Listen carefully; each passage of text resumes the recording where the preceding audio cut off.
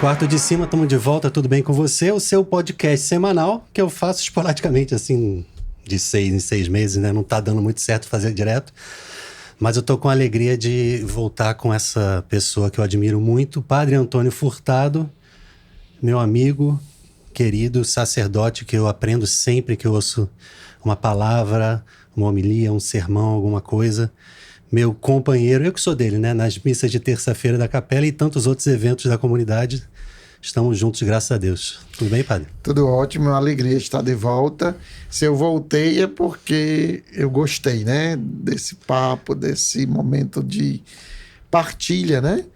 Sim. Muita gente me pede muita coisa, mas num momento como esse, poucos, né? Tô com moral. Aí é pra poucos. Graças a Deus, eu tô na lista. Já Aliás, me eu ajeitei acho que aqui. quase único, né? Mas a sua presença no rádio é constante, né? Ah, sim, sim. Mas aí a tua plataforma é onde eu apareço por lá também para dar um alô. Mas eu fiz uma lista aqui, assim, não sei se vai dar tempo de tudo, porque tanta coisa aconteceu da última vez para cá, né? Exato. Principalmente o incidente, ao invés de chamar de acidente, porque acidentalmente acontece uma coisa, mas Deus transforma em tantas outras, né? Tantas outras. De lá para cá, quanto tempo tem? Um ano? Desde que a gente 7 meses. conversou? Do acidente para cá tem 7 meses, Do né? acidente 7 meses porque foi em abril. Então Agora a gente que deve nós ter conversado uns conversamos- meses antes, talvez, né? É. Uma coisa assim. Quer começar a contar por aí? Então, o acidente é um choque. Embora eu possa dizer que eu tinha medo de passar por uma experiência de acidente. É como se, no fundo, eu achasse que eu iria passar por isso. Entendi. Não sei, era uma coisa assim que toda vez que eu viajava, e para isso as pessoas precisam entender o contexto, há 2 anos que eu comecei um trabalho de evangelização no interior do Ceará, na última cidade do interior do Ceará, Mauriti. Qual? Mauriti. Então, esse lugar foi onde meus pais nasceram, meus tios, meus avós, meus antepassados. E era um lugar tão afastado, fronteira com a Paraíba, porque eu nasci em Bonito Santa Fé, que fica a 4 quilômetros. Ali, né? E na divisa. Só mudou o nome. A gente passa exatamente em cima da divisa das águas. Bonito Santa Fé, Paraíba. Entendi. E aqui Ceará. Porque é Paraíba, Bonito Santa Fé, entendi. Bonito Santa Fé é Paraíba. Entendi. Mas meu pai, minha mãe, meus avós todos nasceram no município de Mauriti. Mauriti. De Mauriti lá dá 30, 35 quilômetros. E o padre só ia a essa região, a Nova Santa Cruz, depois passaram a chamar de Nova Santa Cruz, uma vez no ano. Por quê? Porque quando chovia, as estradas eram todas de carrossel, né? De barro. Então, praticamente de dezembro até quando aparecesse, depois de junho, julho, um trator para fazer alguma coisa, não tinha possibilidade de se trafegar. Então, Em Mauriti, você está dizendo? isso, de Mauriti a Nova Santa Cruz. Que entendi. Nesse caminho vila, ninguém passava. ninguém passava. Então, médicos, o próprio comércio da Paraíba, que tudo é feito em Juazeiro do Norte, né? Juazeiro é o polo, né? de tudo, né? Médico, hospital e comércio. Então, eu fiz um pedido ao ex-governador Camilo Santana para fazer esse pedaço de estrada, 35 quilômetros de estrada para unir Mauriti, a cidade de Mauriti, até Nova Santa Cruz. E todos os deputados aprovaram e a estrada foi feita. Foi fácil fazer esse pedido? É simples?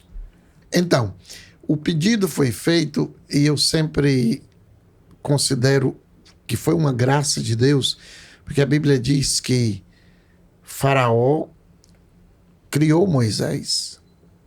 Deus tocou o coração, né, esposa do faraó, quando ela encontrou aquela criança, e ele foi criado lá por causa de uma obra de Deus.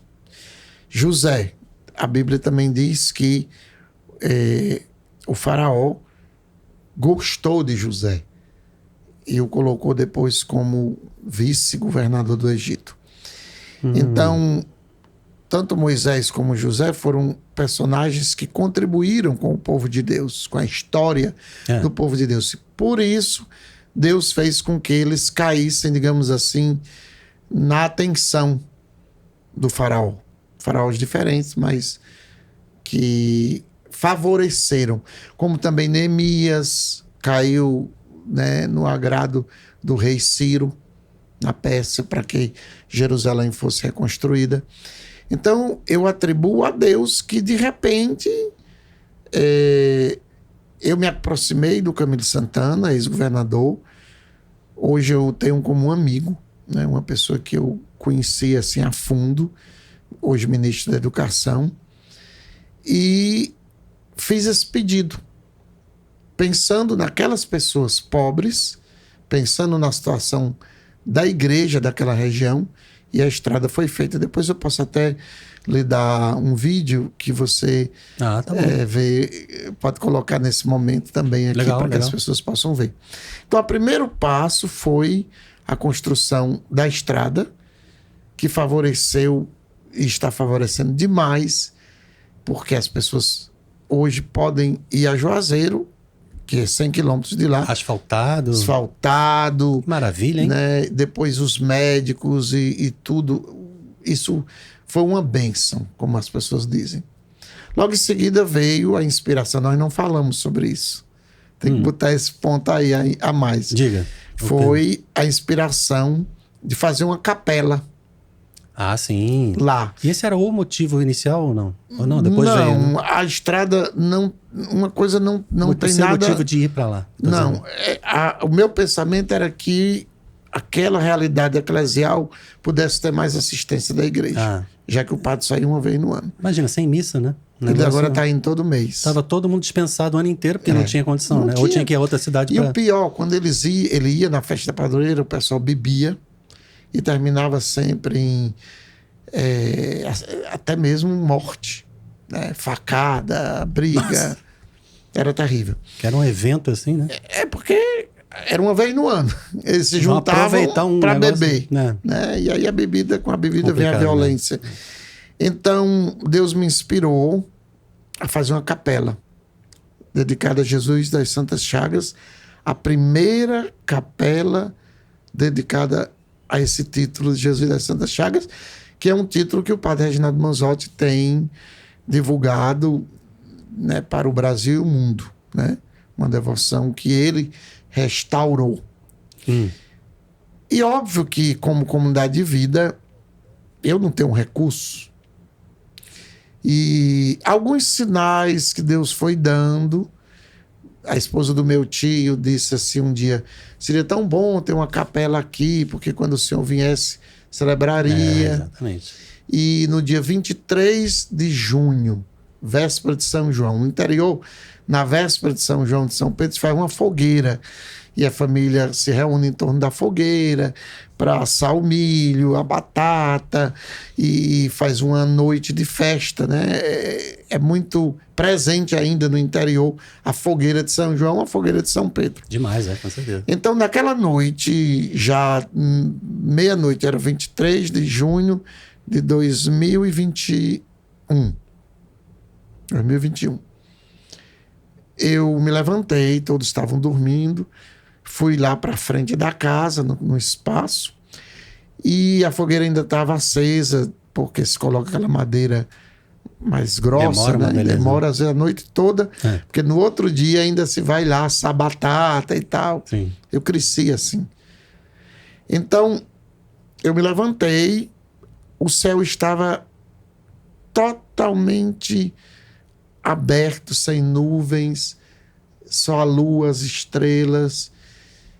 E eu olhei para o céu e disse assim: Senhor, vi o canto, né, que eu pensava em fazer a capela, era tudo mato, né, cheio de espinhos, de jurema preta, que é uma planta muito característica do lugar. E eu olhei para o céu e disse assim: Senhor, tu queres que eu faça essa capela? Se tu queres, como Gedeão, vou te pedir um sinal. Faça com que chova, ou caia um sereno, ou alguma coisa de chuva, para poder, como Gedeão pediu o sinal a Deus, né? Que se fosse para ele lutar contra os madianitas, ele botou um pano, que inclusive representa Nossa Senhora, né? O véu de Gedeão, e ele pediu para molhar o pano. No outro dia ele disse: agora eu quero o contrário, que molhe a terra e o pano fique seco. Eu só pedi para que chovesse alguma assim, coisa, né? Pedia 2 sinais logo. Né? E o céu limpo, né? E eu fiquei andando e rezando. Eu me lembro que eu fiquei até 2 horas da manhã. E aí eu comecei a perceber que começaram a aparecer, longe assim, do poente, nuvens. O normal é que as nuvens venham do nascente. Mas essas... pelo menos lá... Naquela geografia ali, né? Naquela geografia, as nuvens, elas vão vindo do nascente, o vento, né? Vem de onde nasce o sol. E o vento, inclusive. E eu comecei a ver aquelas nuvens aparecerem, e eu rezando ali, sozinho. E 2 horas da manhã eu fui me deitar, depois de rezar. Quando eu acordei, todo mundo na casa disse: deu uma chuva essa noite. E não é normal. Não era, não tinha como chover, era tudo estrela e a lua, não tinha como chover naquela noite. E não é lugar noite. de chuva? Não, porque é interior, o mês de junho já é totalmente seco, não tem... E para eles foi assim tão interessante, que disseram, foi tanta chuva que apagou a fogueira. Quer dizer, aquele ritual que a gente ia fazer ali cedinho, de assar batata, não ia ter, né? Então, quando eu saí, né, que eu olhei, então eu disse: pronto, o sinal foi dado. A fogueira foi apagada, foi muita chuva naquela E é uma noite. fogueira que não é para apagar com chuva. Não, né? porque fica aquela parte mais assim, no interior eles botam madeiras muito fortes, assim, que demora, né? Fica ali no outro dia as brasas, né? Mas você não jogou medalhinha, então? Não, isso aí foi só esse pedido mesmo, então eu vi o sinal. Aí pronto, eu disse: não, é um sinal a Deus. Liguei para o esposo de uma prima minha, que era pedreiro, que trabalhava com isso. Eu disse assim: para eu fazer uma capelinha, quanto é que eu vou precisar? Aí fiz uma medição lá, tal, assim, 1,5 m por 2, tal. Aí ele colocou lá 1 milheiro de tijolo, não sei o que, eu sei que tudo dava R$4.500. Poxa, pouquinho, achei que fosse bem mais. Não, foi o que, na minha... Não, nas medidas que você... ilusão. Né? Não foi isso, então. Isso foi o papelzinho que eu fiz, né? Então, à tarde, ou antes do fim da tarde, uma amiga minha, que é a secretária do Erivaldo Arraes, da Marquise, me ligou: e aí, como é que tá no interior, sei o quê, e tal. E eu falei para ela. Eu disse: olha, ontem à noite aconteceu isso, e eu tô muito feliz, porque Deus quer que eu faça essa capelinha. Ela disse: você já tem um projeto? Eu disse: tem. Eu disse: pois manda para mim. Eu tirei a foto do papel, que eu tinha escrito quantos sacos de cimento, quantos tijolos, tal, que dava 4.500. E à noite ela me liga e disse assim: meu querido, era bem espontânea, Eva, meu querido, nós vamos precisar fazer um projeto de uma capela, porque isso aí não dá para fazer nada. Isso é uma cabana. Né? R$4.500. O chefinho... É um banheiro. Né? O chefinho vai dar a capela toda. Tudo bonitinho, tudo construidinho, com os banquinhos, o jeito dela falar. Com um sonzinho, com os microfonezinhos, com o altarzinho, com tudo pronto. Aí eu disse: não creio. Chefinho é quem? É o Erivaldo Arraes. Ah, tá. Né? Um dos grandes empresários daqui. Então, correndo um pouco, a capela foi feita e eu passei a ir lá todos os meses. Demorou o quê? Quanto tempo? 1 ano, mais ou menos, foi de bom, construção. Né?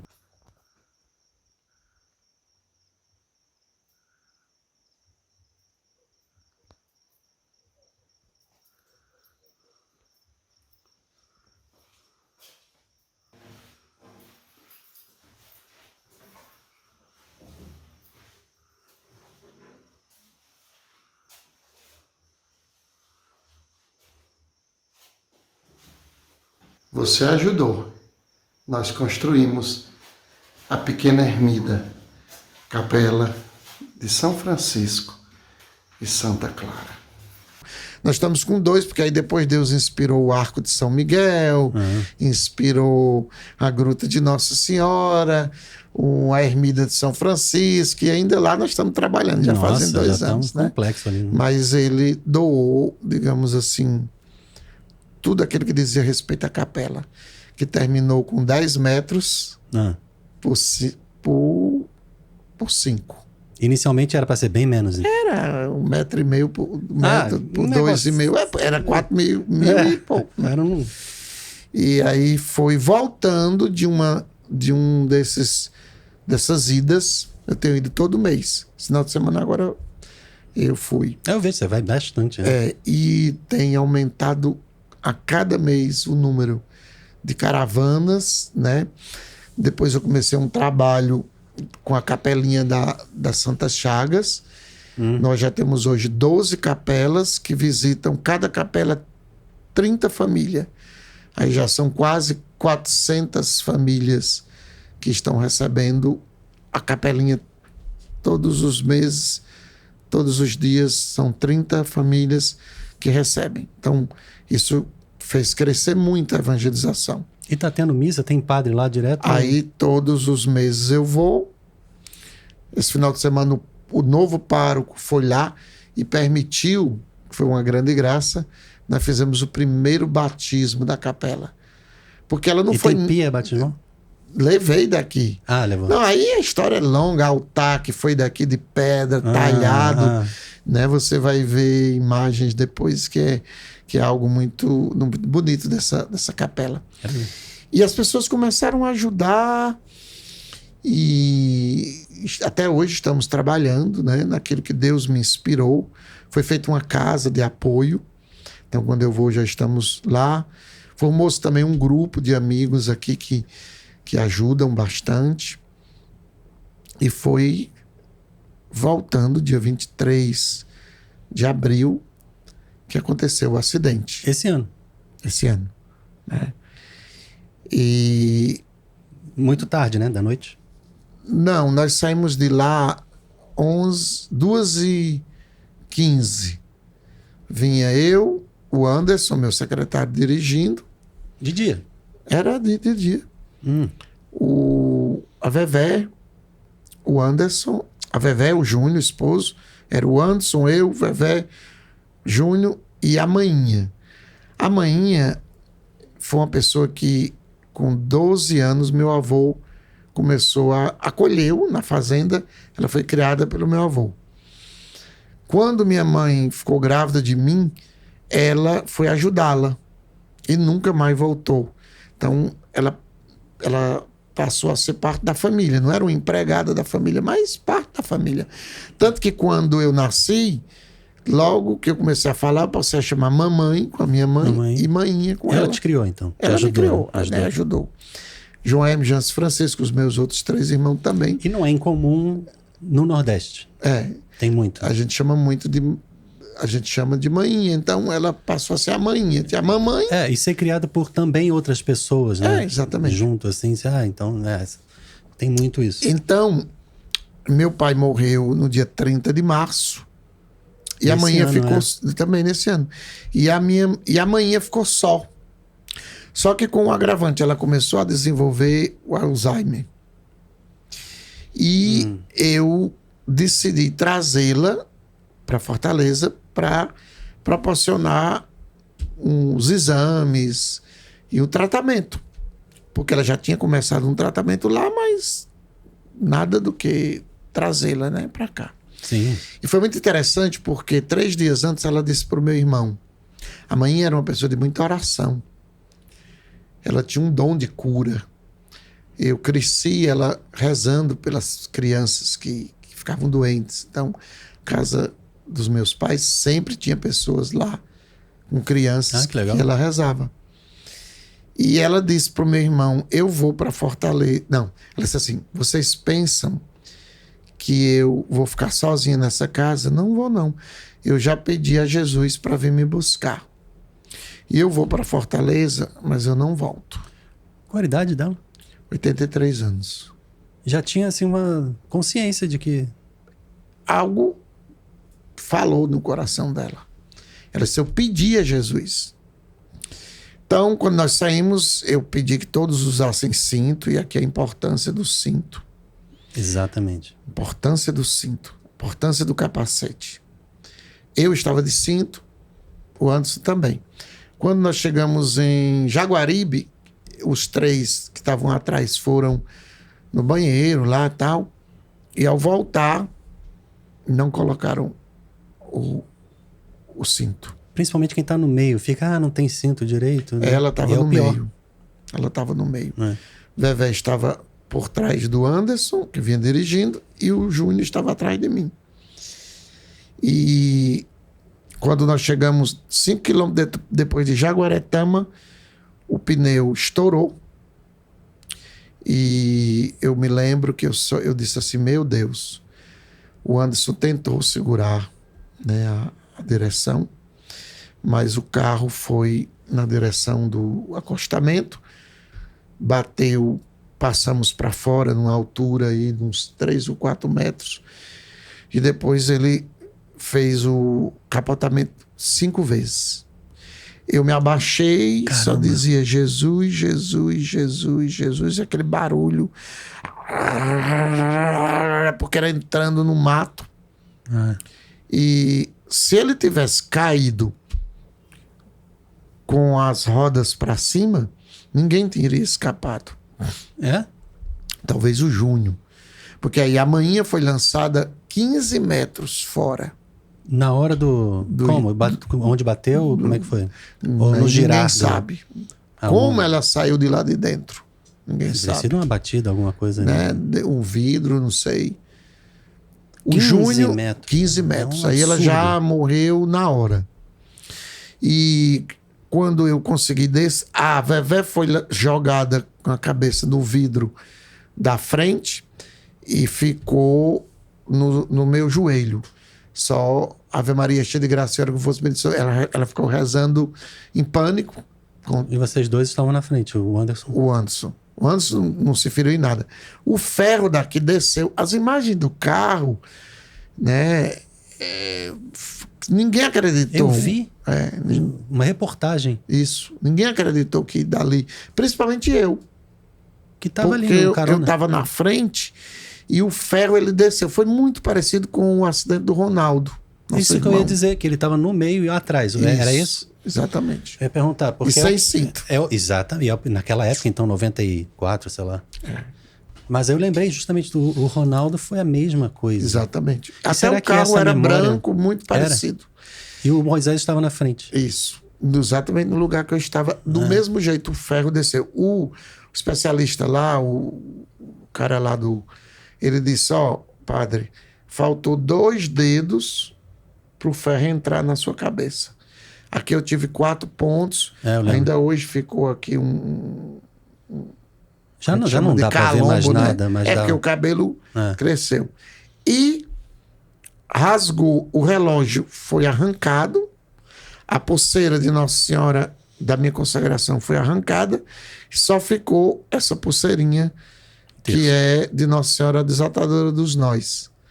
É um terço? É um terço, é uma novena, são 9. Sim. Então esse relógio rasgou isso aqui, né? Aí abriu a mão? E abriu isso aqui, ficou na carne viva, imediatamente inchou, ficou alto assim, e eu não fechava a mão. Mas feriu tendão, coisas assim ou não? Não chegou a quebrar nada, né? Eu não tive nenhum problema. O movimento continuava assim? Não, o movimento não. Não, fora a inflamação, mas você não inchou, chegou a perder eu nada. só vim fazer movimento quando eu fui fazer a fisioterapia. Depois que foi desinchando. Deve ter dado um impacto bem forte. E aí o pessoal começa, a chaga, realmente ficou a chaga, né? Vamos ver se dá pra ver aqui. Né? Dá pra ver um pouco, né? Dá pra ver. Ficou, né? E tá virando uma cruz. E aí, ultimamente, eu acho que uns 2 meses atrás, eu fiz uma confissão geral. E depois dessa confissão geral, começou a surgir uma queloide em forma de cruz, né? Tá virando. É mesmo. Não sei E não se era assim. Não, não era. Ficou só a marca da coisa, né? Você acha que tem significado além? Deus quis alguma coisa, permitiu para que algo depois... Duas coisas que foram muito importantes depois refletir. Primeiro, um diácono permanente que fundou o Santuário da Mãe Rainha lá perto, fica entre Mauriti e a Capela de Jesus das Santas Chagas. Ele estava na missa do sábado, porque o acidente foi no domingo. Então, depois da missa, ele disse assim: padre, o senhor não sabe onde está se metendo. Essa região aqui é muito envolvida com falsas doutrinas. As pessoas buscam muito outros caminhos. E Deus lhe colocou em cima da serra com Jesus das Santas Chagas e eu lá embaixo com Nossa Senhora Mãe Rainha. Então é Jesus das Santas Chagas aqui, a Mãe Rainha lá embaixo. Então peça muita proteção de Deus. E no domingo de manhã, isso tudo está no meu Instagram, ele trouxe, caminharam 20 quilômetros, 18 a 20 quilômetros, um grupo de jovens que veio a pé e chegaram às 7h30 da manhã na igreja de Jesus da Santa Chaga. E eu celebrei para eles. E todos que viram aquela missa que está lá no meu Instagram dizem: padre, o senhor estava muito diferente naquela missa. No domingo de manhã, o acidente foi 5h30 da tarde. O senhor estava muito absorto, estava muito estranho. E quando terminou, os jovens se reuniram, me chamaram lá para fora da igreja, na porta da igreja, fizeram um círculo e com as mãos nos ombros dos outros, eles rodeando a minha pessoa, eles começaram a cantar uma música que é do movimento da Mãe Rainha, onde pediam a proteção de Nossa Senhora. É aquela consagração: os consagro neste dia meus olhos, meus ouvidos, minha boca, mas é uma música diferente. Mudou a letra um pouco, mas... E fizeram. E depois eu vi que ali foi, digamos assim, uma muralha de proteção. Sim. Relendo a história, eu vejo que a Mainha, né, Lindalva Maria da Conceição, a Mainha foi o livramento dela. Porque, como você sabe, o Alzheimer é uma doença... Já estava avançado? Já estava. É horrível. Então, assim, dali... Ela ainda estava... Por exemplo, durante a viagem, ela 3 vezes... Nós estamos indo para casa? Não, nós estamos indo para Fortaleza. Quer dizer, esquecimento. Ela já tinha que ficar trancada em casa, porque se ela achasse a porta aberta... Meu avô teve isso. Ela saía. A gente tem que trancar meu avô também. Exatamente. Então, ela era uma pessoa muito santa, né? Ela viveu para os outros. Então, Deus a livrou naquele dia. E o Júnior? Pois é um jeito que quem vê de fora, desculpe interromper, mas é trágico. É assustador, é pavoroso pensar. Porém, é o céu. Então, como é que seria a vida dela mais 10 ou 15 anos? Talvez fosse um definhamento um triste, sofrimento. Né? Sofrimento. Então tem um acidente que imediatamente ela deve ter falecido rápido. Não houve nem tempo de dor. Para quem vê é horrível, mas de repente foi um livramento mesmo. E quando eu me confessei depois, porque é óbvio, né? Quando eu a vi 11h30 da noite sendo colocada no camburão do IML, eu disse assim: Senhor, como é que pode uma pessoa que viveu a vida toda para amar, para servir? Porque ela serviu no meu avô, ela serviu a minha mãe, meu pai, a mim, aos meus irmãos. E como é que pode ela... Agora, interessante, ela não ficou com um arranhão. Mesmo embora tendo sido jogada 15 metros, que passou de uma cerca, quer dizer, a altura, o impacto lá no chão, né? E é um terreno, todas as vezes que eu vou lá, depois, todos os meses eu passo lá e paro, rezo. É um terreno muito pedregoso. Ela não teve um ferimento. Nada. Nada. Eu fiquei com ferimento, Vevé, 120 pontos na cabeça, Júnior quebrou 10 costelas. A Vevé é um milagre, né? Posso até contar também o que aconteceu de milagroso na história da Vevé e do Júnior, que o Júnior foi jogado para fora. O Júnior caiu dentro de um barranco de pedra. São 10. Se machucou muito? 10 costelas quebradas. 10. Meu Deus, todo mundo se machucou, Todo exceto vocês. E ela não teve. O Anderson cortou um pouquinho os dedos, mas amanhã não teve um arranhão. Era a hora que Deus quis para ela e ainda. Quando eu fui me né? confessar, eu disse pro padre, né? E até me emociono, porque eu disse pro padre assim, mas por quê? Ela não morreu de um infarto em casa. Ou dormindo, né? Qualquer coisa assim. Né? Em casa, eu estava trazendo ela para ajudar. É. Porque aí o padre me disse uma coisa que... Sabe quando cala? Ele disse, algumas pessoas são escolhidas por Deus para viverem a vida de Jesus. Isso mudou minha visão quando eu olho, por exemplo, uma criança doente que já nasce com um problema grave. Ele disse, algumas pessoas Deus escolhe com o privilégio de viver. Como Jesus, a manhinha foi rejeitada. Ele foi criada por outra família. Como Jesus, ela viveu a vida servindo, amando. E como Jesus, ela morreu. Né? Então, a vida dela foi a vivência da vida de Cristo. A Imitação de Cristo, o livro, né? A Imitação de Cristo diz que a cruz é tão preciosa que Deus só a confia aos seus amigos. Eu e você, todos nós vamos passar em algum momento pela cruz. Mas existem pessoas que vivem a cruz. A vida toda é uma vivência do que Cristo viveu. Porque a Imitação de Cristo diz que Jesus, toda a vida de Cristo foi cruz, cruz, cruz. Nasceu no estábulo, se não tinha ninguém que quisesse, fugiu, pois tudo foi cruz. Não tinha onde recostar a cabeça. E eu não tenho dúvida que literalmente ela voou para o céu, né, naquele momento. Depois fomos para o hospital e o médico lá em Jaguaretamã, eu perguntei para ele, disse, olha, eu sou responsável pelos dois. Qual é a real situação deles? Ele disse, olha, o Júnior está indo para Fortaleza com costela quebrada, pulmão perfurado, fígado, Meu Deus. e o baço perfurado. Se ele chegar vivo, lá eles têm condição de atender. Uma situação crítica, né? Mas só que ele vai 4 horas de lá para Fortaleza. E o pulmão estaria enchendo de sangue, né?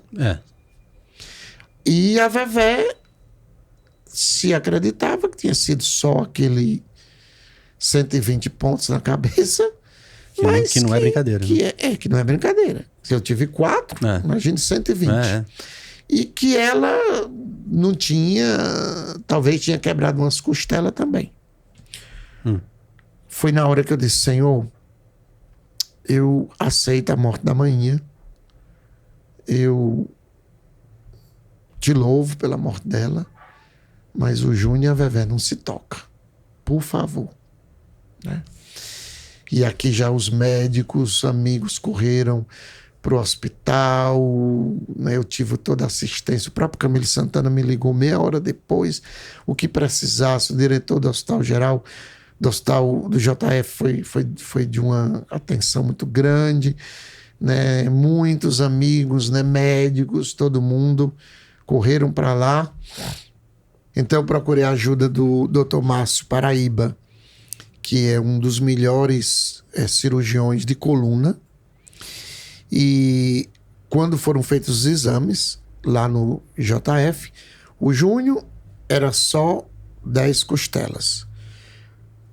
Nada de pulmão, nada de fígado, nada de baço. Então, eu acredito que houve um milagre aí, porque ele não tinha nada, era só... Não tinha nada assim, porque 10 costelas, mas com aquilo que o médico tinha dito em Jaguaretama. O médico falou uma coisa e depois não tinha mais nada. Aqui não foi nada. Entendi. Porém, a Vevé, que não era nada, quando foram feitos os raios-x da coluna, e o doutor Márcio Paraíba me disse, olha, eu tenho uma má notícia para lhe dar. 3 vértebras, expressão dele, explodiram. E a coluna dela foi partida ao ponto que ficou assim, o fiozinho da medula, né? Que passa no coisa. Muito perto. Assim, ele disse, o diagnóstico era que ela ia ficar tetraplégica. Tetraplégica. Dependendo da altura, né? Aí ele disse, olha, infelizmente eu tenho que lhe dar essa notícia. E logo depois eu perguntei, né? Doutor, foi milagre? E ele disse, foi milagre. Embora ele fosse o melhor, ele reconheceu que ali houve uma intervenção de Deus. E foi muito interessante que numa das madrugadas, a Vevé sentia muita dor. Poxa, ela ficou imóvel. Com certeza, imagino. E lá, deram toda a atenção ao Júnior e me botaram com ela dentro de uma ambulância velha, toda quebrada, sentado na cadeira. E fomos para o hospital. Ah, não. Ela sentada? Ela sentada. Ninguém sabia que o problema dela era tão grave. E quando mandaram para Fortaleza, mandaram o Júnior no SAMU, com toda a proteção, e ela na ambulância sentada. Meu Deus. Erraram. Total. Foi uma proteção. E na madrugada ela disse, padre, eu não aguento mais, porque tomava morfina, mas não passava. Não passava as dores. E o pessoal dores. não pode dar mais do que um certo... Não pode. Né? E aí eu tive uma visão de madrugada, 2 horas da manhã, rezando por ela, de Nossa Senhora com Jesus bem gordinho. Bem gordinho, assim. Jesus bem criança. Bem renascentista. E eu via, exatamente. E eu via Jesus com os dedinhos assim. Aí eu disse, Nossa Senhora, peça a seu filho que pegue os 2 dedinhos assim e toque na coluna da Vevé. E ela dormiu. Porque ela disse assim, peça só para eu dormir, porque já são vários dias que eu não durmo com dor. Naquela noite ela dormiu. Um mês depois eu fui jantar num restaurante italiano, aqui em Fortaleza. Ela ficou quanto tempo internada? Rapaz, foram... Uma semana no mínimo. Nada. Mais? Foi mais. Com uma semana o Júnior saiu. Mas a Vevé ficou mais de um mês, uns 2 meses. Eu não sabia. Era isso. Se não foi 83 dias, me parece. Mais de 2 meses. Foram 83 dias, me parece. E eu fui para esse restaurante italiano e quando eu me sentei, que eu olhei na parede de frente onde eu estava, tinha um quadro de uma Madonna, né? Que na Itália eles chamam Nossa Senhora de Madonna. Então, Nossa Senhora, minha senhora. De pinto, né? Della Madonna. Uma pintura de Nossa Senhora sentada no trono, exatamente como eu vi. Com o menininho gordo e os dedinhos. E não era algo que você já tinha visto? Nada, não tinha. Igual em outro lugar? Não, forma nenhuma. Eu tô perguntando para ficar registrado. Não tinha como eu ver. Porque tudo bem, a iconografia, né? Mas eu particularmente não gosto muito dessas Madonas assim, gordas, mas né? É um estilo. Super europeia, branquíssima. Branca, tudo. Você vai ver, eu tenho umas fotos e tudo. Aliás, eu terminei pedindo uma cópia para o dono do restaurante, que é um italiano, é uma Nossa Senhora de Bérgamo, lá da igreja de São Bartolomeu de Bérgamo. Agora, caso a gente não ponha na edição, mas tem tudo no seu Instagram, ou não? Essas imagens, o vídeo... Tem. E se não tiver, era maravilhoso. Não, mas eu vou te mandar. Não sei se dá para depois inserir. Não, pode ser. Vai que não manda, eu já tô dizendo assim. Não, vai que eu mando, né? Tipo, o que não chega, não sei. Mas é para ter, tá? Eu só tô dizendo. Então eu vou te mandar qualquer coisa, você diz assim, no final, créditos, né? Pois é. Coloca lá. E ainda tem mais. Os dedinhos, tudo era Dedinho, igual. eu nunca vi uma pintura assim com o menino Jesus. Jesus assim, olhando, do jeito que eu vi, olhando, dizer, peça para ele tocar. Tem mais. Quando ela saiu, que eu acho que foram 83, que ela passou pelo doutor Márcio, ele disse, olha, ela disse, doutor, eu sinto dormência nas minhas costas. Eu não sinto nada. Se alguém toca aqui na minha coluna, eu não sinto. Ele disse, isso é normal. Né? Você vai ver depois as fotos. Isso é normal. O corpo desligou, talvez nunca desapareça essa dormência. por causa da terminação nervosa que foi afetada. Né? Talvez nunca desapareça. Pode ser que depois de anos desapareça. Aí ela foi lá na Tia Toinha, aqui em Fortaleza, tivemos um jantar e tal, de ação de graça e tudo. E eu disse, olha, Vevé, o quadro, porque na mesma hora eu contei para ela, né, a história. Olha aqui o quadro que o senhor me deu. Ele te deu. Me deu o quadro. Tá comigo. Fui buscar o quadro na capela lá da Tia Toinha. Quando eu cheguei, entreguei na mão dela, que ela já tinha visto fotos, eu apoiei minha mão nas costas dela. Ela veio, ô Júnior, olha aqui o quadro. Quando eu apoiei, ela começou a chorar. Padre, eu tô sentindo minhas costas. Na hora, cara, ela começou a sentir as costas. E eu fiquei assim, eu disse, vou fazer o teste, né? Aí botava um dedo, ela dizia um dedo. Aí fazia de conta que não botava nada. Não tem nada. Botava dois dedos, a mão toda. Ela, a partir daquele dia, começou a voltar a acessibilidade na hora que ela pegou o quadro. Olha, uma pessoa que eu já vi pedir a Deus para parar de chover na missa, mais de uma vez. Tem um incidente da outra chuva que foi um sinal. Tem esse, tem um outro que você contou agora também.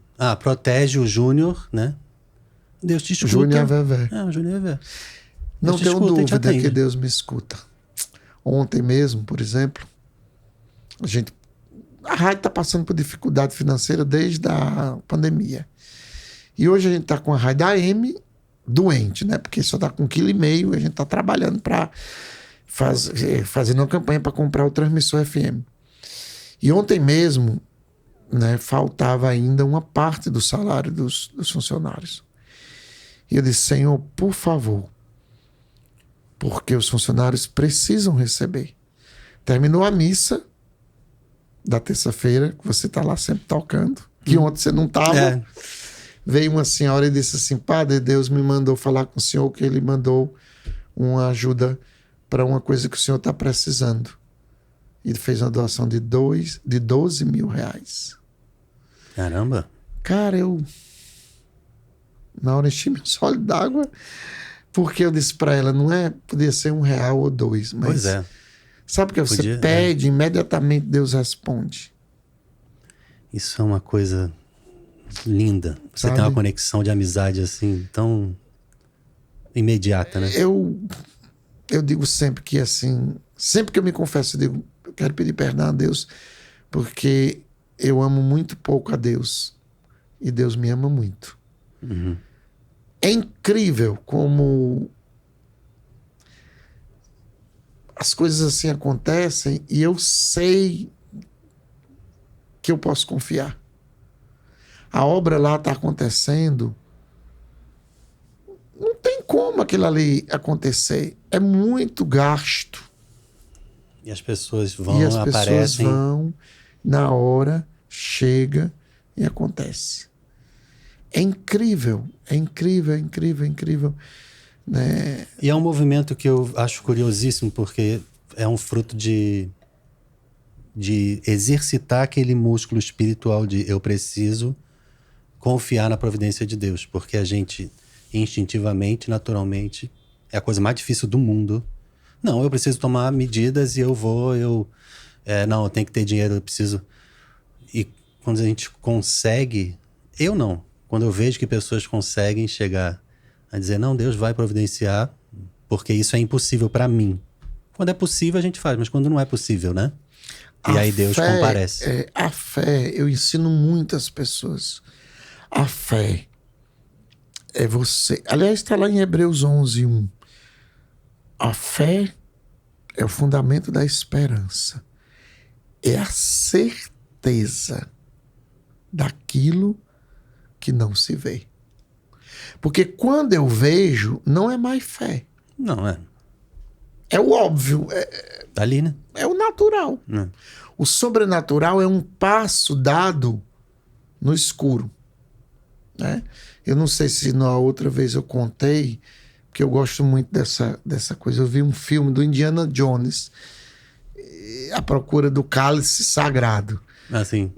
Indiana Jones e o Cálice, sei lá, Santo era Graal. Santo Graal, Chega é a cena mais linda do filme, porque ele vai vencendo os obstáculos com versículos da Bíblia. Eu lembro disso. E no último momento, ele chega e tem um abismo entre o local que ele está e a caverna que está lá do outro lado. Então, ele entende que naquele momento o versículo que ele tem, né, as dicas que ele tem é Hebreus 11, que a fé é o fundamento da esperança, é a certeza do que não se vê. Então ele dá o passo. Não sei se você lembra dessa cena. Lembro, total. Ele dá um passo. E na hora que ele dá o passo, aparece o degrau. Só que ele vai ter que atravessar aquele abismo. Cada passo ele precisa ter fé. Porque ele não vê nada. Então, quando ele vira o corpo, quando ele dá só depois o passo, que ele vê. aí é que ele pisa no degrau. Então, aquilo, desde que eu assisti aquele filme, eu entendi, de fato, Hebreus 11, versículo 1. De fato, a fé é isso. Por exemplo, agora mesmo, lá no Mudubim, eu vi aquele mato todo no terreno que é da rádio, e eu disse, isso aqui vai ser o centro de eventos São Miguel Arcanjo. Isso aqui vai ser. E estava em pleno inverno, quando tinha uma espécie de lagoa, né, onde a água parada ficava. Eu disse, nós vamos fazer o palco, o altar aqui, né? E quando eu vejo, né, o que aconteceu lá, eu digo, meu Deus. Já existe. Já existe. Nós estamos com uma área de quase 5.000 metros quadrados, toda pavimentada. 5.000 metros, quase. Estamos trabalhando, porque está sendo feita ainda. É muita coisa, 5.000 metros quadrados. Vai dar isso, botar aí 2 pessoas, 4 pessoas por metro quadrado. Mais de 20.000 pessoas. Então fizemos o palco, fizemos o altar, e em 2 semanas nós fizemos 1.300 metros, que foi para a festa dos arcanjos. Dinheiro de doação. O tijolinho, a campanha que eu fiz do tijolinho. Cada tijolinho é R$1. Então, assim... Isso tem a ver... E entendo, eu faço perguntas de leigo para deixar registrado, né? Mas eu acho que eu também estou interessado, claro, né? Isso tem a ver só com providência de Deus, graça, ou tem a ver com você, com o seu carisma, quem você é, o jeito que você se comunica, ou as duas coisas? Deus, ele quando escolhe uma pessoa, pela Bíblia, ele escolhe o mais inadequado. Sempre ele escolhe o inadequado. O incapacitado, aí ele capacita.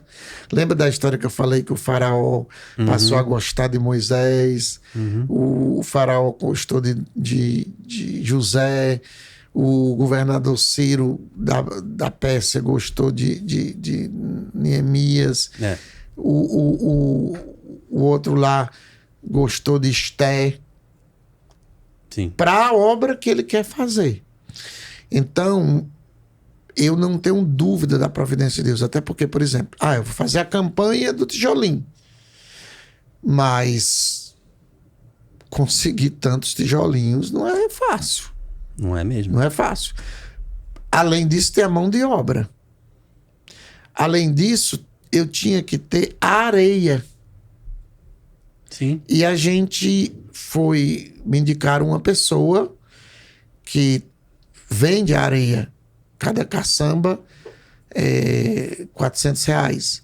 Só que lá, eu não sei nem quantas caçambas, porque tem que fazer toda a drenagem do terreno, tem que fazer aplainar o terreno, deixar tudo. Liguei para o homem disse, padre, o senhor não sabe como eu gostaria de lhe conhecer há muito tempo. Ele doou toda a areia. Toda. É muita coisa. É muita areia. Ele doou. Né? A empresa dele. Pois é, isso é Deus, né? Não tem como ser uma pessoa só que seja capaz de atrair tanto, não, né? E ele nem me. Assim, o desejo dele era me conhecer. Eu não era amigo dele. Pois é. Entendeu? Depois outro doou as máquinas para fazer o serviço. Nós só gastamos mesmo na compra do material, dos tijolinhos, fazer o trabalho intertravado e a mão de obra. E as pessoas, eu acho que eu vejo esses movimentos, né? Recentemente na diaconia, o Moisés anunciou, fizeram uma doação, né, para a igreja, muito importante. E mesmo assim não se chegou nem na metade do que precisa, mas você vê como é que é difícil, né? Mas as pessoas têm sede de Deus e de estar, de participar. Deus toca. É. Ele toca quem ele quer, na hora que ele quer, do jeito que ele quer. Eu só me preocupo em saber se é ele que quer. Isso é o que é o fundamental. Porque né? eu não vou me meter numa coisa que eu quero. Tanto que as Você pessoas... não percebe a diferença interna, assim? Não, isso aqui tá mais... percebe, né? percebe. Quanto mais a gente pensa e discerne e reza, vai sentindo, não, isso aqui é meu, isso aqui não é. Tanto que hoje, Pedro, eu posso te dizer uma coisa. Eu não me preocupo com nada. Nada. Sabe o que é nada? Porque eu sei que Deus me dá. Eu não sei se eu contei aqui a história do sabonete Febo.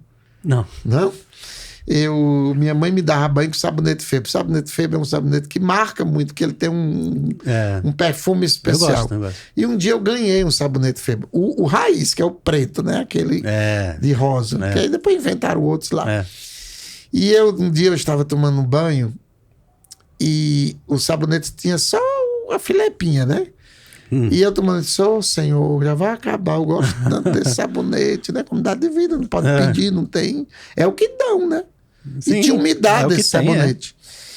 E eu lá no banheiro, louvando assim e tal, agradecendo, mas Senhor, acabou. Filepinha, a última. De noite, eu chego na missa na quinta-feira, tinha um senhor, empresário, e eu disse para ele chegou e disse, padre, eu trouxe um presente pro senhor. Não pode ser. Aí eu disse, foi e tal, aí entregou uma sacola. Cara, era uma sacola cheia de Febo. Não. Cheia de Diz Febo. que é brincadeira, não tem como. Cheia. Eu comecei a rir.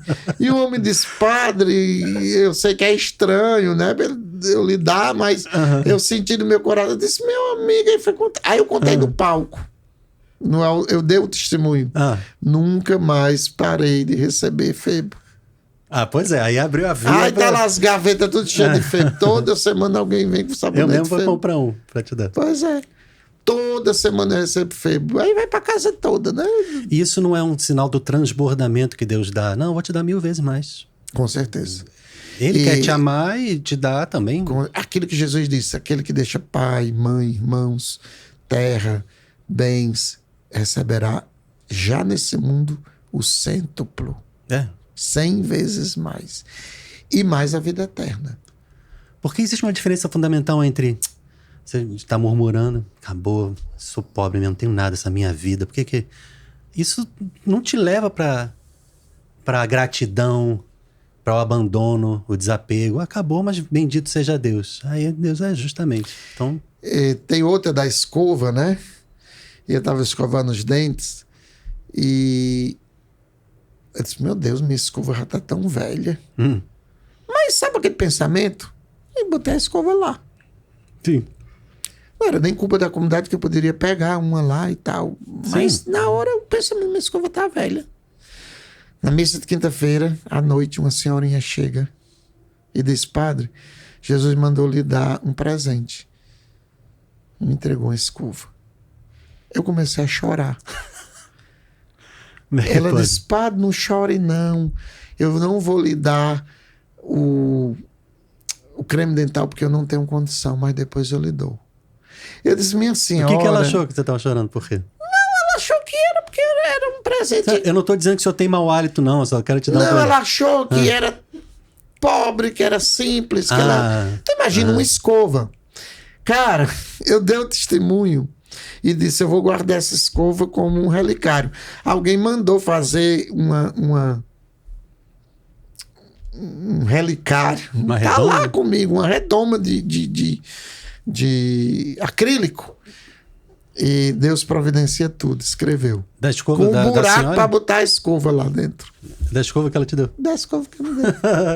Vai botar nas relíquias lá na capela da relíquia. Incrível, porque eu estou preocupado só o seguinte, vamos dar 5 horas, então a gente já faz assim preocupado com o seu horário, né? Porque por mim a gente pode ficar 4 horas falando aqui tranquilo. Tá, vê aí o que não, ainda é muita lista, eu não sei nem se vale a pena. Eu sou muito detalhista, quando eu conto a história, eu... Olha só, eu queria falar anjos e hierarquias. Queria falar, uma vez, uma William Souza disse sobre o anticristo que está por aqui. Passagem dos pardais, é tanta coisa que eu vou pular. Eu vou fazer o seguinte... Pegue uma. A gente tinha que fazer outras, né? Outras. Mas eu quero falar sobre o quê? Eu disse da primeira vez que ia fazer uma série, né? Vamos! A série Padre Antônio. Vamos fazer. Mas o que eu quero é... Eu estava pensando qual seria melhor. Falar mais brevemente sobre a importância da confissão e a importância de não comungar não estando em estado de graça, né? Porque isso acontece e as pessoas... É um fenômeno que eu acho que as pessoas... E eu me incluo nisso tantas vezes, eu não posso me excluir, não. A gente às vezes pensa... Não, mas Deus me ama e... Ele entende. Será que existe um caso assim? Deve haver, mas a questão é... Por que é importante não comungar se não está confessado? Veja bem. O sacramento da Eucaristia, ele tem um apelido, né? Que é comunhão. Sim. Só que a gente entende comunhão como ir lá, receber a hóstia e voltar para o seu canto. A palavra comunhão significa exatamente comum união, uma união de duas pessoas. Né? Então entenda, se eu te dou um tapa, eu não posso daqui a pouco chegar e dizer, oi Pedro, tudo bom? Sim. Faz sentido. Eu feri você. Se eu fiz o mal a uma pessoa, eu não posso chegar de repente achando que está tudo legal. Existe uma grande tentação da gente confundir misericórdia com falta de temor a Deus. Mas Deus é amor. Com Deus que não liga para... Deus é misericórdia. Deus me entende. Deus... Mas Deus deixou, digamos assim, regras. Uma delas é que a comunhão é para aqueles que estão em comunhão com Cristo. Como é que Deus deixou essa regra e quando e como? Quando ele institui, no dia da Páscoa, dando aos apóstolos o poder de perdoar os pecados. Recebei o Espírito Santo, João capítulo 20. Quem vocês perdoarem os pecados serão perdoados. Quem vocês não perdoarem não serão perdoados. Jesus não deixou, digamos assim, uma liberdade no perdão. Eu peço a Deus, como os protestantes evangélicos pensam, de forma nenhuma. Ele instituiu um sacramento e entregou aos apóstolos. Quem vocês perdoarem serão perdoados. Quem vocês não perdoarem não serão perdoados.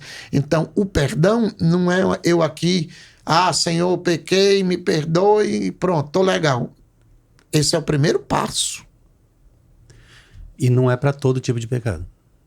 Ou é? Não, para o pecado mortal. O primeiro passo do arrependimento, da primeiro confissão. Passo, são 5 passos da confissão. O primeiro passo é esse. É quando eu me dou conta. O filho pródigo parou, refletiu. Casa do meu pai tem comida em abundância, até tem pão para os empregados e eu estou aqui morrendo de fome. Ele se deu conta. Sim. Eu estou lascado aqui nessa situação. Eu estou mal. Eu vou voltar para o meu pai. Então começa o processo de retorno para o pai. E esse processo começa com o exame de consciência. Onde foi que eu errei? Depois eu vou à procura do sacerdote. Lá eu confesso o meu pecado. Depois eu cumpro a penitência. Depois eu faço o propósito de nunca mais pecar. E depois eu inicio uma vida nova. Então, vou para a fila da comunhão, comungo, porque isso eu escuto. O que é que a minha mulher vai pensar se eu não comungar? Exatamente. O que é que meus pais vão pensar se eu não for? O que é que vão dizer de mim? Não. Tem um trecho da Bíblia que diz assim: terrível é cair na mão do Deus vivo. Se você não quer cair na mão da mulher, cuidado, porque é muito pior você cair na mão do Deus vivo. Eu acho que existe muita irresponsabilidade espiritual. A gente não faz isso com as pessoas. Por que eu vou ferir a Deus e ao mesmo tempo eu vou dizer que estou em plena comunhão?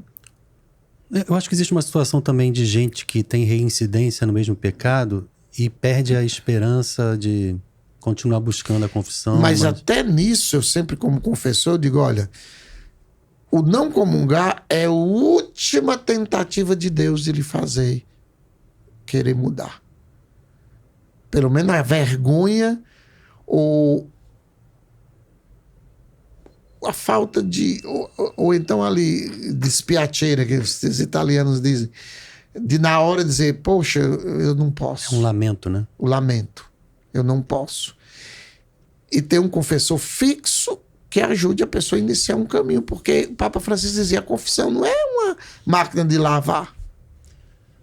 Que eu sujo e jogo lá e pego e sujo de novo e fico nesse suja, volta, suja, volta, suja, volta. Mas não existe um processo também de purificação e cura quando eu volto a confessar quantas vezes for necessário? Com certeza. Para isso que ele deixou a confissão. Eu peco nisso aqui toda vez, mas eu vou voltar e vou lá e vou pedir perdão. Quantas vezes for necessário. Porque o propósito de nunca mais pecar não é uma garantia de que nunca mais vai pecar. Ali é porque, por exemplo, para que haja o perdão, eu tenho que sentir o horror. É a mesma coisa. Se eu te faço mal e você percebe que eu não estou arrependido, você não vai perdoar. E a gente deve pedir a Deus, então, essa repulsa, né? É o ódio ao pecado. A maioria das pessoas, elas lidam com o pecado como se fosse uma coisa boa. Por exemplo, se eu soltasse uma naja aqui dentro dessa sala, uma cascavel,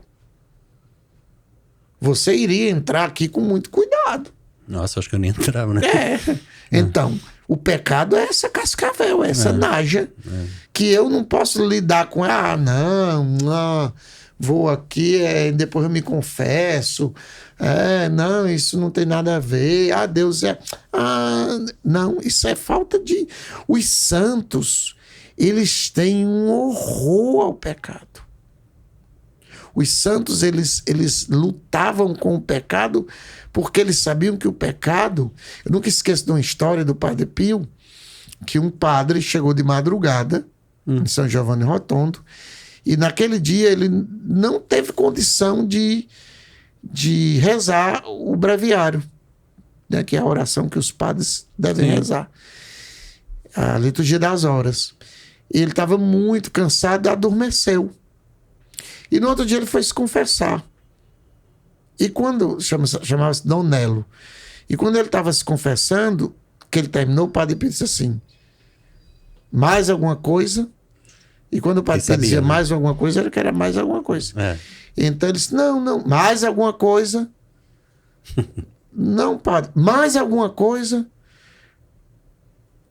Ontem você estava cansado, mas saiba que você ofendeu Nosso Senhor. Quer dizer, o santo, ele não dá desculpa. Não dá desculpa. E o Dom Nelo diz que, enquanto ele confessava, parecia que o padre estava mastigando espinhos. Né? Tão sério. Uma coisa que a gente... o cara está cansado, chegou de madrugada. Pelo amor de Deus. Imagina. Mas para mostrar o quanto os santos entendem que o pecado não é uma coisa que deva fazer parte da minha vida. Não E deve a fazer pessoa está parte. num estágio que aquilo ali é a coisa mais importante, né? Para não se fazer. Enquanto que cada um tem a sua. E quem comunga em pecado termina cometendo outro pecado, que é o sacrilégio. Então, esse que é o fenômeno que eu quero entender e que seria bom explicar, né? Eu vou comungar a minha própria condenação. Isso. Quais Paulo, são as consequências? É nessa vida, é depois, como é olha, isso? São Paulo diz na primeira carta aos Coríntios, devido aos abusos eucarísticos daquela comunidade, ele diz assim, olha, aquele que não discerne o corpo e o sangue do Senhor, está no capítulo 11, 1 Coríntios 11. Aquele que não discerne o corpo e o sangue do Senhor e comunga em pecado, está comungando a própria condenação. Por isso, muitos de vós estão doentes e muitos já morreram. Então são consequências aqui, nesse corpo, nessa vida. Claro, se não há o arrependimento de ter comungado em pecado, é necessário que a pessoa, na próxima confissão, diga, olha, por vergonha, por medo, ou... Hoje tem muito aquela história assim, eu senti... É isso que foi como eu falei no início, né? As pessoas emoção. querem uma relação eu tô paralela na missa, ali. eu senti. Emoção não salva. Emoção não porque perdoa. Deus entende, eu vou lá, ele vai entender. Não. Até a Deus entende, mas eu ofendi. E a justiça de Deus pede o castigo. A misericórdia... O Papa Bento XVI ele dizia, a misericórdia e a justiça são duas faces da mesma moeda. Da mesma moeda. Não dá para eu ficar só na misericórdia, mas tem o outro lado. A humanidade... Olha, eu até não sei porque eu falo isso em tantos lugares, mas se Nossa Senhora em Fátima, em 1917, fala que aquela guerra era fruto dos pecados daquela sociedade, sem internet, sem aborto, sem escândalo, sem roupa, enfim. Tantas outras coisas. Internet, tanta coisa. E que se os homens não se convertessem, viria uma pior, que veio. Eu não sei porque Deus não agiu já nessa nossa sociedade, porque se você compara o que hoje é feito em escala mundial e o que foi feito em 1917, nós somos, assim, privilegiados. Privilegiados. Então, a justiça de Deus exige reparação. Como também na relação dos homens. Se eu te faço mal, não basta só eu pedir perdão. Tem uma pena. Sim. Tem uma pena. Eu matei o governador. É diferente de ter matado o Zé da banca lá. Tem uma pena para quem matou o governador. Mas aí, então, eu comunguei em pecado, comunguei a minha condenação. O que é que eu tenho que fazer? Confessar. Reconhecer o pecado, me arrepender, pedir perdão a Deus e fazer o propósito de nunca fazer isso novamente. Mas mesmo assim eu terei consequências desse pecado que eu cometi ou não? Rapaz, Paulo diz que sim. Depois. Paulo diz que está comendo e bebendo a própria condenação. Mas não dá, agora, não se sabe, né? Tudo vai do arrependimento da pessoa. O arrependimento muda tudo. Sim. Quantas vezes na Bíblia o castigo está ali e Nínive. Vamos fazer jejum. Vamos mudar de vida. Vestir saco. Isso, por isso que Nossa Senhora pede nas aparições o arrependimento. Aí pronto, não, estou me arrependendo de verdade.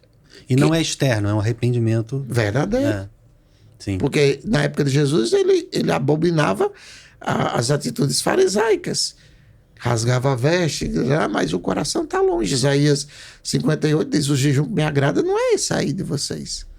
Se você não muda a atitude, não adianta fazer jejum. É por isso que eu acho tão importante as tuas homilias, porque tocam na vida real, não fica uma coisa muito assim difícil, né, de tomar para si. Então acho que a gente tem que fazer a nossa série mesmo, porque são tantas, né? Isso aí é uma.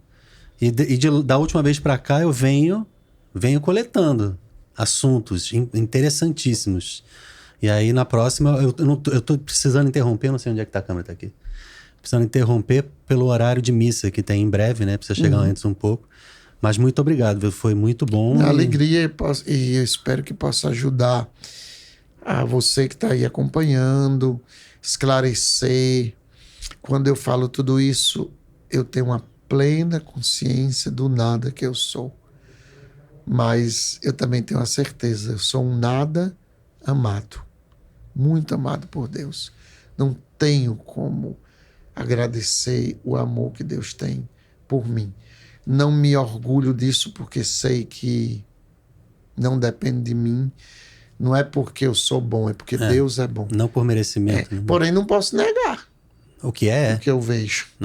Eu não posso negar as maravilhas que Deus tem feito. Eu, de fato, creio. Eu digo muito isso na quinta-feira. Eu quero ensinar a vocês a se comportarem assim. A se relacionarem com Deus dessa forma. Não que eu seja modelo de perfeição. Não sou modelo de perfeição. De forma nenhuma. Não, é um movimento que parte de Deus. Então, cadê? Tá aqui, né? E isso quer dizer o quê? Que todos nós somos amados por Deus e todos nós podemos ter uma relação de intimidade, uma relação mesmo, de amizade, né? Exatamente. E que podemos usufruir. Não é um amor que vem, assim, uma coisa involuntária. Podemos usufruir. Porque no fundo, a maioria das pessoas nem crê que Deus é capaz de lhe dar um sabonete febo. E se você não crê que Deus lhe dá um febo... E são tantas outras ele não lhe dá histórias nada. Que não foram contadas aqui, mas... Cada vez a gente vai contar uma ou duas, assim, né? Tem um aqui que me veio, que essa é forte. É o que eu fico em dúvida se eu contei da outra vez. Mas você não contou, porque nem todo mundo viu, não tem problema. Pode contar. A última, pode ser a última? Poxa, não, pra mim pode ficar, viu? Eu não tô discursando, não. Vamos pra última. Eu, como comunidade de vida, o nosso fundador Moisés, ele disse que a gente tem que abrir a bolsa, né?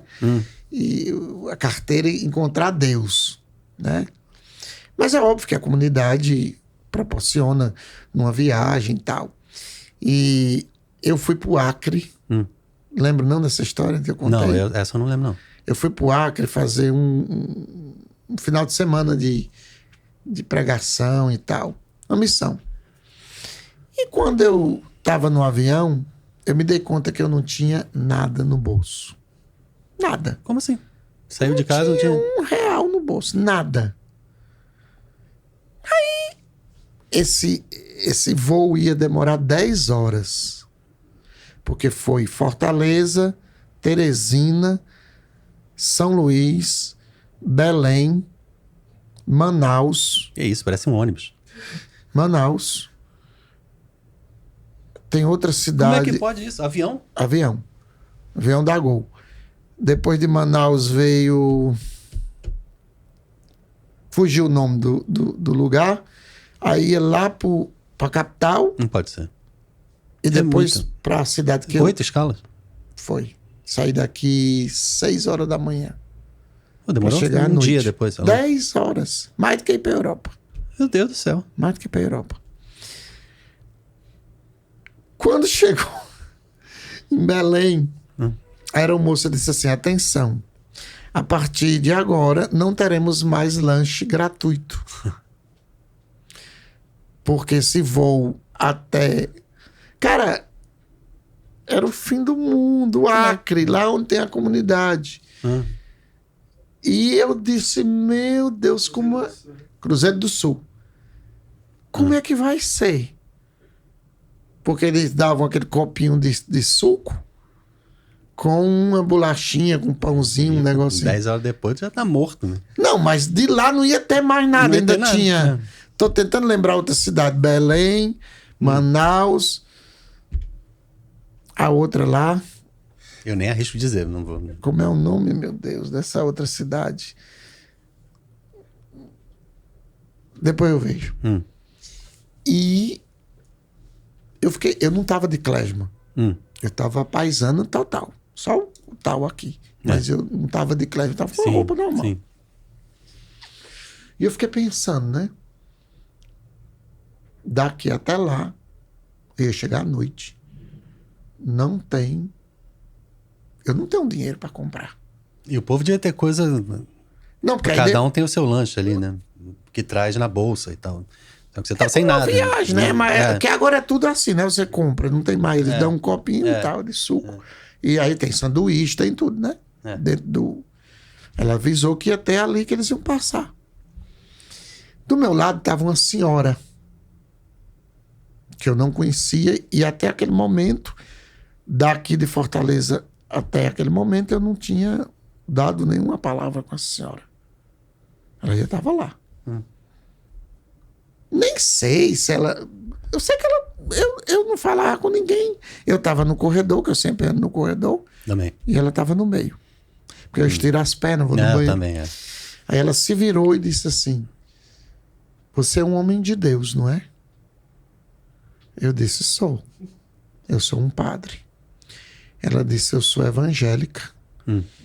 E há 3 dias atrás eu fui orar por essa viagem e Jeová me disse, que é o nome que eles dão de Deus, e Jeová me disse que do meu lado iria um servo dele que era para eu dar esse dinheiro. É que pode, Deus é incrível. R$50, cara. R$50. Eu disse: senhora, eu não posso aceitar. Vai, porque Jeová não mente. Pois é. Deus mandou, vai dizer o quê? E 3 dias atrás, Jeová me disse que ia um servo dele precisando desse dinheiro. Cara, até hoje eu dei esse testemunho na internet, foi assim, uma loucura. O povo, padre, da próxima vez, peça que eu dou. Mas não era isso, era eu disse, mas não é o abandono, porque o teu coração estava em paz, assim, poxa, esqueci, vou fazer o quê? Vamos viver. Nada.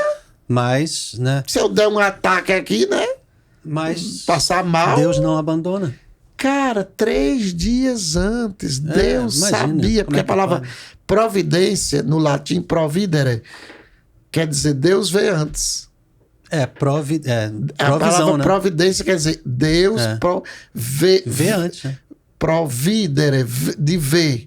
Videre, Deus vê antes. Que parece o italiano, vedere. Eu estou dizendo italiano, providere, que vem da palavra latina, Deus vê antes. A providência significa que Deus já viu o que você está precisando. Providere é ver antes. Né? Aí eu conversei com essa mulher, ela era evangélica, de uma tribo lá de Manaus, do interior de lá. E ela ia passar 3 meses lá, contou a história dela. Fizemos amizade. Ela me deu um monte de coisa de fazer chá, lá que eles usam, né? As cascas de madeira, de coisa.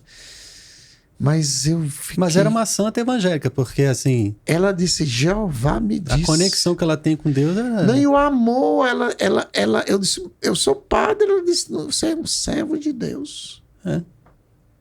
Então imagina tu ouvir isso de uma pessoa que nem católica é. Pois é. Você é um servo de Deus. E eu penso, meu Deus do céu, Deus pensou. Minha vontade era nunca usar aqueles R$50. Bota na redoma lá. Não vai fazer uma relíquia. Junto com a escova. Né? Mas aí seria enterrar o presente de Deus, né? Fui comprar comida. Pois era, pra você usar. Né? Fui comprar comida. E essa coisa de enterrar, é especial pra mim. Eu sempre penso assim que... Aí vai ficar pra uma próxima, mas que é um assunto legal da gente pensar quantas vezes a gente enterra dons. Isso. Se esconde, né? Eu sou do Ministério de Música e eu vejo pessoas novas chegando dizendo... eu sinto vaidade ao cantar, então eu vou me esconder. Isso é literalmente enterrar o dom que Deus te deu, né? Exato, até porque use o seu dom e te vira para ser humilde. Não, e você vai sendo purificado no processo, entendeu? Porque você vai passar vexame, não tem nada de vaidade, não. Aí tu vai aprendendo e vai amadurecendo e vai vendo que também não é glamour. E outra coisa, para chegar a isso, você tem um preço. Tem um preço para chegar a isso. Tem um Mas eu preço. preciso assumir, artista de evangelização é chamado a aparecer.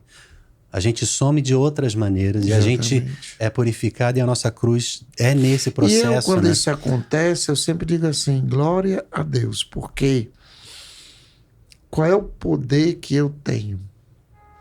Nenhum. Uhum. Como é que uma história dessa É. parece até mentira, cara? Não, isso é lindo. Eu fico impressionado, me emociona também quando eu vejo que Deus não esquece de ninguém. Nada, nada, nada. Agora, ai, por que não acontece com todo mundo? Primeiro, eu não sei responder. Eu só posso dizer uma coisa: quando você confia, Exato. Então, essa é a é diferença. impossível. Deus quer te Eu amar. acho que eu sou doido, porque eu acredito. Não, Eu mas acredito. isso o ideal, né? Eu me lanço, eu acredito. Isso é o ideal. Isso eu quero pra mim. Eu vejo assim, quem confia em Deus 100%, Deus não abandona. Ele é sempre fiel. E os homens e mulheres da Bíblia, eles eram assim. Eles aprenderam com Deus, né? Eles aprenderam com Deus a agir dessa forma. Não tem outra forma. É essa. É confiar e, como diz no Shalom, ser pobre é estar nas mãos de Deus. Pois é, não é não ter dinheiro. Ou ter dinheiro. Ser pobre é abandonar. Eu até, numa das minhas formações pessoais, eu disse para Moisés, que é meu formador: Moisés, hoje, para mim, ser pobre não é não ter. É eu ter e dizer não. Eu ter e dizer não. Porque quando você não tem, você é obrigado. Mas quando a pessoa chega, aí eu estou lá na Itália, tá condicionado a ser padre, eu pobre, vou né? comprar um paletó italiano para o senhor. Eu quero não. Não preciso. Isso, essa é a pobreza evangélica. Não preciso. Ou no caso de uma eu- pessoa que já tenha, então você está ganhando nesse caso, mas quem já tem, ou quem herdou, ou quem nasceu num ambiente de... E aí? É a forma como você lida com aquilo que Deus te deu, né? Exatamente. Então não é, não, eu preciso, vou me apoiar, minha esperança está nisso aqui, se eu perder isso aqui eu não sou nada. Exatamente. Aí a pessoa é rica. E muitas vezes Mas- Deus, ele faz isso comigo. Para ver até que ponto o meu coração depende dele. Né? Nem toda abundância, nem todo presente, nem toda oportunidade é para que eu aceite. E aí Eu- bate na cabeça, opa, agora é a eu vou- oportunidade de eu de... renunciar. É, Eu não preciso disso. essa é Eu importante. não também. preciso. Ou se é uma coisa que pode servir para a comunidade, ok. Mas eu disse para ele, na minha forma, hoje para mim ser pobre é ter e não querer. Ele dizer, não, tá Se bom. não tem uma serventia extra para todos, ou né, para alguém, assim, Ou aquilo vai servir para cá, eu tenho um paletó só para ter, né? italiano. Qual é a diferença E o do coração não paletó se alegra. italiano? A gente vê que não é uma alegria genuína, é uma coisa de ter, de posse, né? Então realmente é sadio para a alma quando a gente aprende a dizer não, né? Você vê quanto caldo dá na sopa quando a gente vai falando dos assuntos aqui? Aí teria que ter a noite toda. Vamos ficar para uma próxima, mas poxa, muito bom. Eu gosto muito de conversar quando a gente está aqui junto. E você sabe que, de certa forma, você está registrando coisas. Eu não gosto de escrever. Eu não tenho nada escrito. E essas coisas que dão glória a Deus e que podem ajudar tantas pessoas aí na frente estão registradas aqui. Isso é muito Eu importante. só venho por isso. O novo livro é o vídeo, né? Porque Mas vou te dizer uma coisa, podia pensar num caso de alguém fazer um muita livro, história. editar um Já livro me pediram seu, né? para fazer isso. E virar audiobook também, porque eu não gosto de ler, por exemplo, mas eu tenho, mas tudo que eu posso eu transformo em audiobook para poder estudar e... Mas aqui também eu sei que fica, porque meu desejo é que as pessoas aprendam a se relacionar com Deus, que elas aprendam a ter essa confiança em Deus, aprendam que Deus é Pai, que Deus é amor, que não é o meu mérito, que não é meu... porque eu sou o queridinho do papai, não. Não é isso. Não é. Deus primeiro, que age Deus, primeiro e que vem pra gente, né? Obrigado, Pai. Quero pedir a sua bênção Aí é por oferecer. quem está e por nós aqui. Senhor, que cada pessoa que está acompanhando esse momento possa ser tocado pela tua graça. Que a tua misericórdia esteja conosco. Que o Espírito Santo possa também derramar a graça da fé naqueles que estão conosco. Em nome do Pai, Filho e Espírito Santo. Amém. Muito bom. Muito obrigado. Valeu, gente. Até a próxima. Deus abençoe. Shalom.